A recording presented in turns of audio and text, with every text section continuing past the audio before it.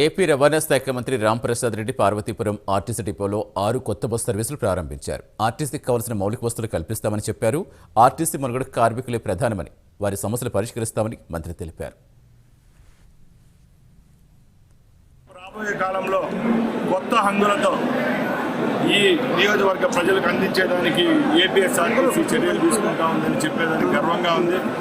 ఎందుకంటే గత ప్రభుత్వంలో ఈ నియోజకవర్గాన్ని డిస్ట్రిక్ట్ హెడ్ క్వార్టర్ ఏ విధమైన అభివృద్ధి జరగలేదు. కాబట్టి పెద్దలు చంద్రబాబు నాయుడు గారు ముఖ్యమంత్రి అయిన తర్వాత ఇలాంటి నియోజకవర్గాలపై దృష్టి పెట్టడం జరుగుతూ ఉంది. దాంట్లో భాగంగానే ఈరోజు పార్వతీపురం డిపో అయితేనే బస్ స్టాండ్ను కొత్త హంగులతో నిర్మించేదానికి ఏపీఎస్ఆర్టీసీ అలాగే రోడ్డు రవాణా శాఖ నాంది పలుకుతూ ఉంది.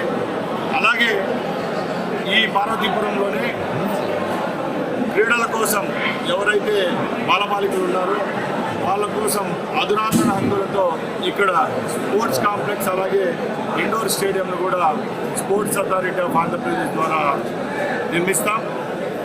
అలాగే గత ప్రభుత్వం ఇక్కడ జిల్లా కేంద్రం ఏర్పాటు చేస్తే మేము అధికారంలోకి వచ్చిన తర్వాత ఇక్కడ ఆర్టీఓ ఆఫీసు అలాగే ఇక్కడ ఏమైతే ట్రాన్స్పోర్ట్కి సంబంధించిన మౌలిక వసతులు కల్పించాలో అవన్నీ కల్పించేదానికి కూడా చర్యలు తీసుకోవడం జరిగింది.